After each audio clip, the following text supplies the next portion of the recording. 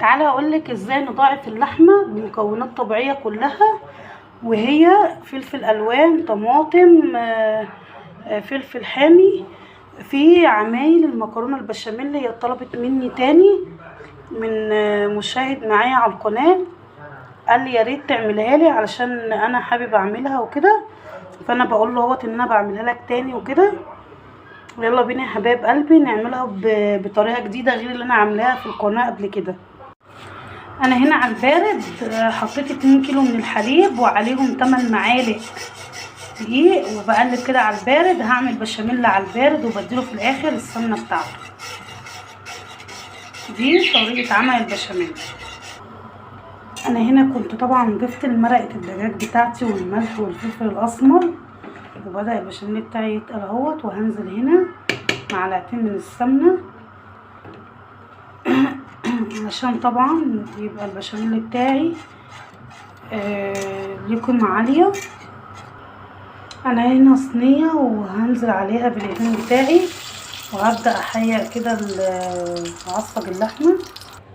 وهنا بدات كده ببصلتين حلوين نزلت بيهم. بدات هنا انزل بالكزبره بتاعتي، ببدا انزل بالتوابل، معلقه كزبره، رشه فلفل اسمر،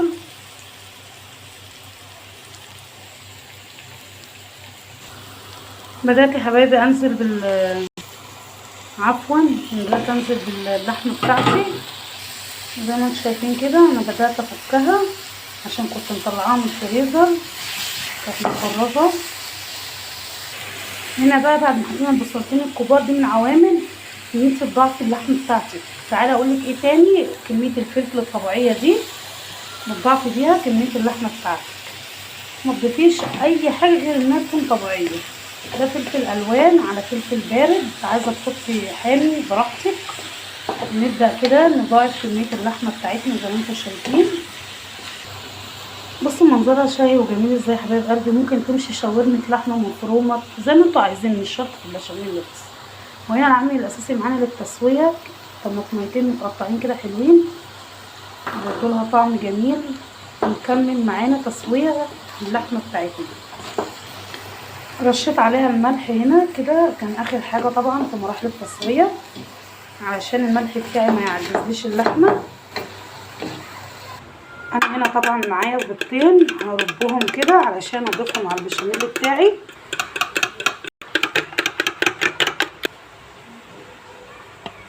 طبعا يا حبايب قلبي البشاميل هنا بتاعي كان برد علشان ما ينفعش اضيف البيض عليه وهو سخن.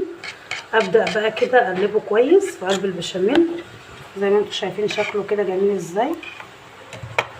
بصوا شكله ما شاء الله، ولا هو تقيل قوي ولا هو خفيف قوي. هنا بقى يا حبايبي تعالوا نضيف للحمه بتاعتنا حبه زيتون كده، ونضيف منهم الطعم الجمالي، نضيف القيمه الغذائيه بتاعتها اكتر. تحسي ان انت ما بتاكليش بشاميل، تحسي ان انت بتاكلي كده ايه، بيتزا، اختراعات كده، حاجه حلوه. انا هنا فضيت اللحمه بتاعتي في طبق، وكنت طبعا سلقت المكرونه، وادي البشاميل اللي جاهز معايا اهو. وفي نفس الصينيه اللي كنت بعصق فيها هبدا كده بسم الله الرحمن الرحيم. هبدا بكميه من البشاميل انزل بيها في قاع الصينيه، وهبدا كده بسم الله انزل كده بالمكرونه في الصينيه. هنزل طبقه بسيطه مش كتير، ابدا ارصها كده. وهنا طبعا بعد ما رصيت طبقه من البشاميل المكرونه هنزل كده بسم الله الرحمن الرحيم بطبقه من اللحمه. بس ما شاء الله شكلها جميل ازاي.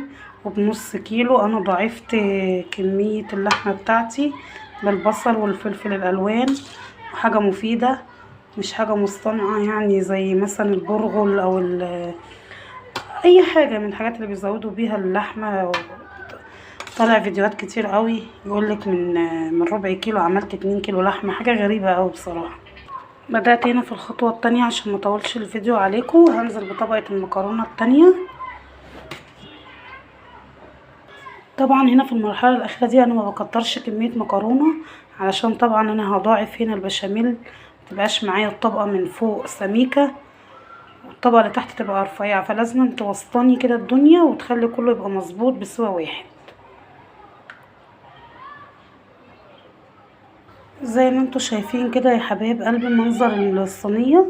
هنا كده انا طبعا عندي وش من القشطه، وش القشطه بتاع الحليب. هبدا انزل كده بسم الله الرحمن الرحيم عليها، مش هولع الشوايه طبعا عشان ما تتحرقش مني. بتديها قيمه غذائيه عاليه جدا ومنظر حلو ان شاء الله. عندك جبنه موتزاريلا، جبنه رومي بشوري حطي، انا بصراحه ما عنديش.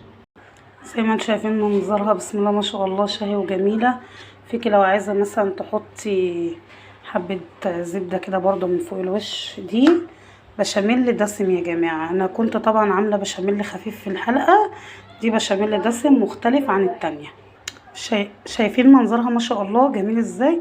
انا هروح احطها في الفرن اهوت، هحطها في الفرن طبعا على درجه حراره 200. انا محتاجه بس ايه كل حاجه مستويه فيها، تاخد يا دوبك تتشمع وتاخد وش وخلاص. شايفين ما شاء الله صينيه البشاميل وهي داخل الفرن، شكلها جميل جدا وشكلها وطعمها شهي باذن الله. جربوها بالطريقه دي واعتمدوها، بس ما تنسونيش في شير ولايك وسبسكرايب من مطبخ رانيا لاول مره تشوفوا قناتي.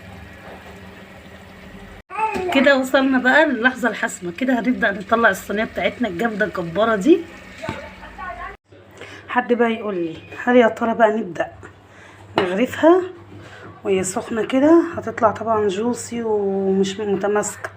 انا هضطر بصراحه يا جماعه اقطعها دلوقتي. العيال بصراحه بقى واقفين لي ومش مستحملين. انا هبدا كده اسمي بسم الله ونبدا نقطع منها زي ما انتم شايفين كده، زي ما انتم شايفين كده بسم الله الرحمن الرحيم. هبدا كده اطلع بالقطعه زي ما انتم شايفين يا حبايب قلبي كده، شكلها فظيع ما شاء الله. انا مش عارفه اتعامل بصراحه عشان هي لسه ايه طريه، بس شايفين منظرها شهي ازاي.